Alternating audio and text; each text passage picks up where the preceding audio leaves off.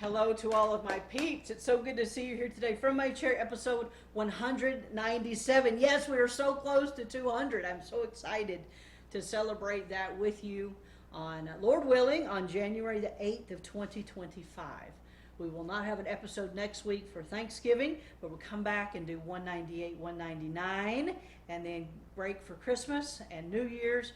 And somewhere in between that space, me and my beautiful mom and my amazing sister, we're going to record episode 200 together, which is when I need your help. I need your help. Don't forget about our special promo. I need your questions. I need your comments. Maybe your favorite episodes and why. Maybe a story that has helped you. Have you been with me since episode 1 back in 2020, March of 2020? I'd like to know that. And then there's a cool part. If you'll submit it by December 5th, I'd like to send you a promo, a drinking straw, and just something simple, and a straw topper as a thank you for that. And yes, the couple of questions that have been asked to me, one of them is if I send in multiple questions that you use, do I get multiple promo gifts? And the answer is yes. If you send 4 or 5 really good questions, then and we use them for the 200 celebration, I'll send you 4 or 5 of the promos, the drinking straws with the straw topper. So yes, I will send those to you, and I'm so excited about that. So send them in, even if you think, oh, it's so silly. You never know. You never know. I'd love to give that to you. Different ways that you can send those to me. If you know my number, my phone number, just text it to me. Facebook Messenger, Tabitha Edge. I have a Facebook page. Send it to me on the Messenger. The YouTube comment section below. Ask me the questions and things there. And then email, msrsedge@crestwoodbaptistministries.org. I'll be excited about that. Grab your Bibles. Let's jump in for today. A little bit different type of a lesson. It's not so much topical as it is expositional. It's a story. It's a wonderful story. It begins the 4th canticle, or 4th song within Solomon's song. The bride is talking, and she's going to tell us about a folly, about ill conduct towards her bridegroom. And so as we read the story for today, just allow me some room to stop and highlight some things and challenge us with some things about what's happening. It's quite interesting. I won't finish the story part of it today, so I'll hopefully, Lord willing, finish it next week. We're going to pick it up in verse number 2 of chapter number 5. She says this, and again, the bride is talking. I sleep, but my heart waketh. Okay, interesting there. She's half asleep, half awake. Kind of like how we doze off with the lamp on. I'll do that often if Pastor has to work late, or he's been at the hospital with a family and it's late into the night or whatever. I'll go ahead and go to bed, but I'll leave the lamp on beside the bed, and I'll keep the volume of my phone turned up so that I can hear the text alerts and things like that, the Life 360 alerts and stuff like that. That's kind of what she is. She's, maybe the light's on or whatever. She's half asleep, half awake. But she's awake enough. Let's read it. She's asleep, but my heart waketh. It is the voice of my beloved that knocketh, saying, open to me, my sister, my love, my dove, my undefiled. So she's awake enough to know and hear and recognize that her beloved is knocking on the door and wants to come in. He's calling to her. She's awake enough to know that. So by the description here, let's keep going. For my head is filled with dew, and my locks with the drops of the night. So then with the description here, he's been out in the weather for a bit, okay? His hair and his head, they're wet with the evening dew. He's ready to be inside his house. He's ready to rest with his love.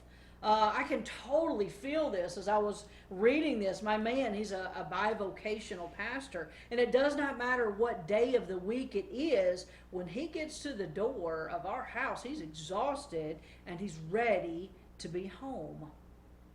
Can I pause here to make some application? Again, just a little bit expositional teaching as we go through this. Is your home a place where your husband desires to get back to at end of day? Yeah. Is your house a place where he looks forward to getting to at the end of his workday? May we take a little bit of an inventory here. What does what does your spouse have to look forward to at the end of his day? A good supper in the crock pot, maybe, to replenish his strength. Feed him. You need to feed him quickly. I had an old pastor's wife, a wonderful, wonderful pastor's wife. She was speaking many, many years ago, and she's like, when old boy walks in, that's what she calls, that's what she said, when old boy walks in, have supper, have something for, at least have a pot or two on the stove, ready to go, so he knows that you're fixing to cook, because he's hungry. He's hungry. Do you have a good supper, or is it fix it yourself because I'm tired too? That's not much to look forward to. Is it maybe a well-kept house to renew his peace? Or a disastrous mess that looks worse than the place he just left? Sometimes we wonder why they would like to stay at work so long. It could be, I'm just saying, okay, it could be that what he's coming home to is a disastrous mess, and where he is currently it brings him much more peace because it's less cluttery and it's clean. I'm just asking. I'm just asking. How about a calm atmosphere to restore what the world took from him in the day? Or is he met with kids screaming and doors slamming and both barrels blazing? Now, I know there are those times. I know that. But is it every day? Is it all the time? No wonder he doesn't look forward to coming home. Look, the bridegroom looked forward to coming home. He was ready, knocking on the door. Let me in, please. I'm knocking on that door. I'm home. I'm home. What does your man have to look forward to when he puts his hand on the doorknob of the house? And I know you work hard too. You work hard too. I'm not belittling that. I'm not minimizing that at all. It's just that he's yours. He's yours. And it's your responsibility to take care of him. Are you doing that well? Are you doing that well? Just make some tweaks. Just maybe do some things a little differently to make it better. Make him look forward to coming home at end of day. Back to our story. It's late, okay? His head is soaked. The door's locked. He's knocking and calling to his love to open the door. He's ready to be in and come to her and spend time with her. But she doesn't open the door. In fact, she makes lame excuses, 2 lame excuses as to why she can't get out of bed. Let's look at it, verse number 3. I have put off my coat. How shall I put it on? I have washed my feet. How shall I defile them?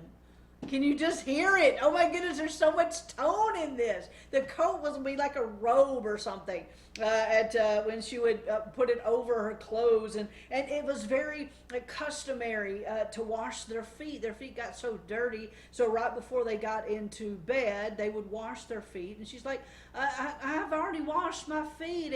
And I just can't find my coat. I don't want to go get my coat, my cloak, my robe. I've taken it off. Now, there have been nights when the light was on in my house and the phone was turned up like I was telling you about, and so that I could get the alerts, but I was out. Oh my goodness, I was out. I didn't hear a thing. So my man would come in, he'd turn off the light, he'd put my phone on silent, and the only way I knew that was in the morning. I would get up and be like, oh man, I was supposed to be up and awake and open the door and greet him and all that stuff, but I was out of it. This is different. This is so different than that. It is so much worse. Oh my goodness. She knew he was knocking. She knew he was speaking, and yet I'm already cozy in bed. My robe is way over there. My feet are already clean. I don't want to get them dirty again, to walk to the door and then have to go to the bed and wash them again to get back in the bed so they're clean. Do you hear the tone? Do you hear the tone? It's a tone of such laziness. I'm just saying, that's what I thought when I read this. You may think differently, and that's fine. It's up to you. But she's rationalizing it. She is justifying her apathy and her slothfulness towards her beloved who is at the door calling for her. Kind of reminds me of a word in Revelation chapter 3, verses 15 and 16, lukewarm.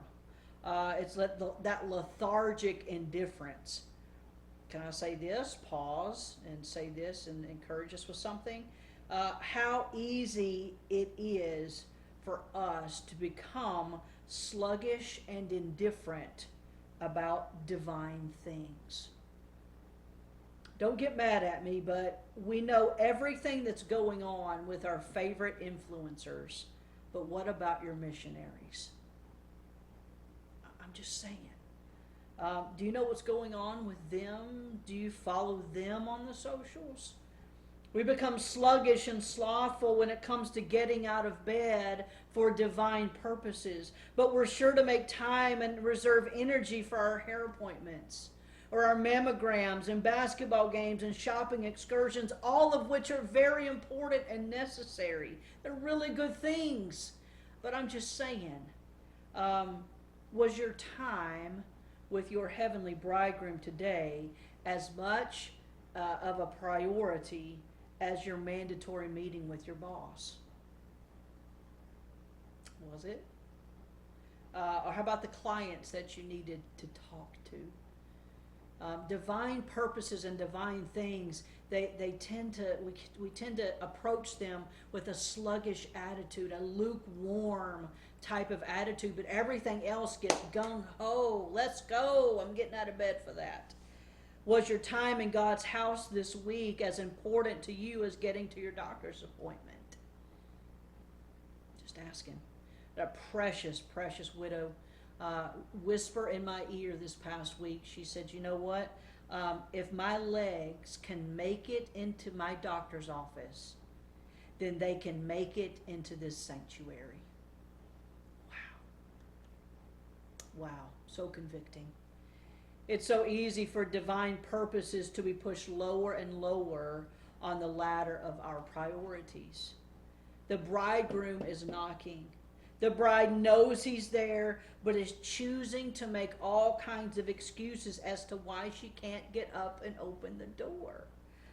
We'll discuss the rest of the story after Thanksgiving, but two things to think about, two takeaways here. Number one, what does your spouse have to look forward to at the end of his long day at work? What does he have to look forward to? Could you make some small adjustments to make things a little bit better? Maybe a grocery list, maybe a supper list. So when he asks, what's for supper? You've got an answer. Maybe get the dishes done before he gets home or before you leave for work. Maybe just make sure that things are tidy, not perfect, but make it welcoming when he comes home. Make him look forward to coming home. And number two, have you become sluggish? Have we become sluggish and indifferent about divine things? Are we making excuses and justifying our slothfulness in things that are important to God? Matthew Henry said it this way, and I quote, frivolous excuses are the language of prevailing slothfulness in religion. Are we making excuses? Let's think about these things this week. And don't forget, send me your comments, send me your questions. And as we prepare for episode 200, I'm excited about that. Happy Thanksgiving. Very thankful for you. Don't forget Lydia at 11 in her journey to remain cancer-free. Now go be amazing today.